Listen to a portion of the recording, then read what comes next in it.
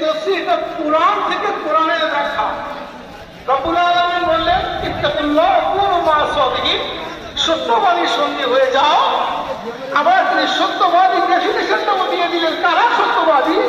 এই দুনিয়ার বুকে বহু মানুষ দাবি করবে আমি সত্যবাদী, আমি সাদিকুন, আমার সঙ্গী হয়ে যাও। রব্বুল আলামিন বললেন, না, তুমি তাদের সঙ্গে হয়ে না, তুমি কোরআনের সঙ্গে থাকো। আর ওই মানুষকে তুমি বেছে নাও যে কোরআনের চরিত্রের সঙ্গে, কোরআন যে ডেফিনেশন দিয়েছে সেই ডেফিনেশনের সঙ্গে ওই সত্যবাদী চরিত্রটা মিলেছে কিনা, তবেই তার সঙ্গে হয়ে যাও। বলি সুবহান। আমার রব্বুল আলামিন বললেন,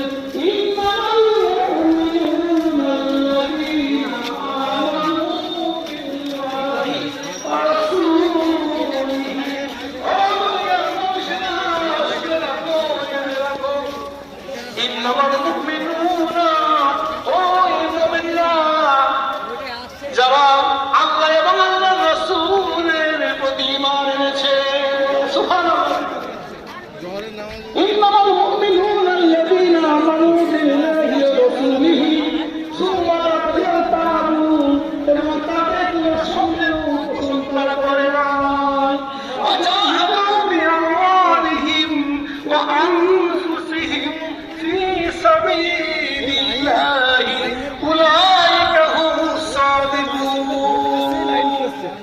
ওয়াজাহাদু, তারা জিহাদ করলো, তারা চেষ্টা করলো ইসলামকে আগিয়ে নিয়ে যাওয়ার জন্য, তারা প্রচেষ্টা করলো। এই জিহাদ তো তার অর্থ শুধু তরবারি নিয়ে যুদ্ধের ময়দানে দৌড়ানো নয়।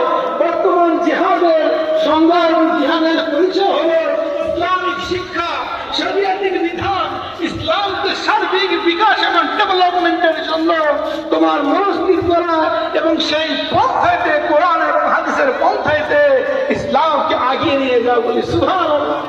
ওয়াজাহাদু বিআমওয়ালিহিম ওয়া আনফুসিহিম ফী সাবিলিল্লাহ, ওই মানুষগুলো যারা জিহাদ করেছে ফী সাবিলিল্লাহি আনফুসিহিম, তাদের জীবন দিয়ে জীবনকে উৎসর্গ করে দিলেন।